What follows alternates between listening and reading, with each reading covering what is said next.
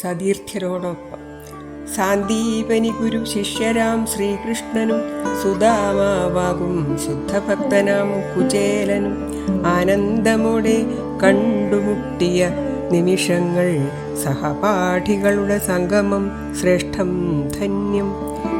ജീവിത വിരക്തനായി എന്നും ഭക്തിയിൽ ധ്യാനത്തിലും മുഴുകി ദാരിദ്ര്യത്താൽ പത്നിതൻ നിർബന്ധത്താൽ രാജാധിരാജനായ ശ്രീകൃഷ്ണ ഭഗവാനെ ദർശിക്കാൻ അവിൽ പൊതി കരുതി ലജ്ജാപൂർവം ദ്വാരകാമണിമേട ദ്വാരത്തിൽ വെച്ചു കൃഷ്ണൻ സുദാമാവിനെ ഗാഠ ആശ്ലേഷം ചെയ്താനല്ലോ.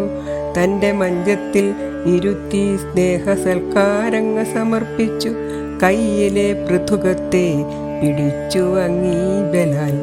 ഒരു പിടി ഭക്ഷിച്ചപ്പോൾ കുചേലനറിയാതെ സർവസൗഖ്യങ്ങൾ ഏകി ഭക്തന്റെ മനസ്സിനെ അറിയുന്നല്ലോ ദേവൻ. രാത്രിയിൽ ഗുരുവിൻ്റെ കാര്യവും വിറകിനായിപ്പോയൊരു കഥകളും ഓർമ്മിച്ചു രസിച്ചല്ലോ.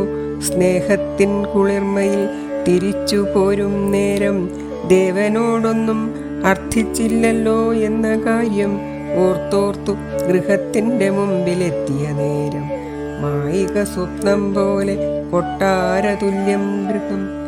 പത്നിതൻ അലങ്കാര സൗഭാഗ്യ ചമയങ്ങൾ സ്വർഗതുല്യമായി മാറി ജീവിതം. എങ്കിൽ പോലും സംസാരവിരക്തനാം ഭക്തന്റെ മനസ്സുമായി പഴയ വസ്ത്രം മാറും പോലെ പുതുജന്മങ്ങൾ വരും. അതു ജീവിത പരിക്രമമെന്നറിയുന്നു. ഭഗവാൻ അനുഗ്രഹം നൽകുന്നു പലവിധം സാന്ത്വന സ്പർശമായി ദുഃഖത്തിൽ ഇരുളിലും. ഭക്തന്റെ ഉള്ളിൽ തന്നെ ഭഗവാനിരിക്കുന്നു. വത്സല മനസ്സുമായി തീർപ്പു കൽപ്പിക്കും ദേവൻ. എല്ലാരും കുചേലന്മാർ ദൈവത്തിനു മുമ്പിൽ. സമ്പത്തൊക്കെ നശ്വരം. ഭക്തിഭാവത്തിൽ മുഴുകുക.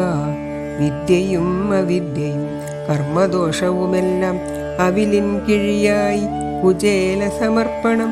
വിദ്യയും അവിദ്യയും കർമ്മദോഷവുമെല്ലാം അവിലിൻ കിഴിയായി കുചേല സമർപ്പണം. ഭഗവത് കരുണയാൽ മോക്ഷപ്രാപ്തിയുമേകി സതീർത്ഥ്യ സാമീപ്യവും വൈകുണ്ഠ സവിധത്തിൽ. ഭഗവത് കരുണയാൽ മോക്ഷപ്രാപ്തിയുമേകി സതീർത്ഥ്യ സാമീപ്യവും വൈകുണ്ഠ സമിതി.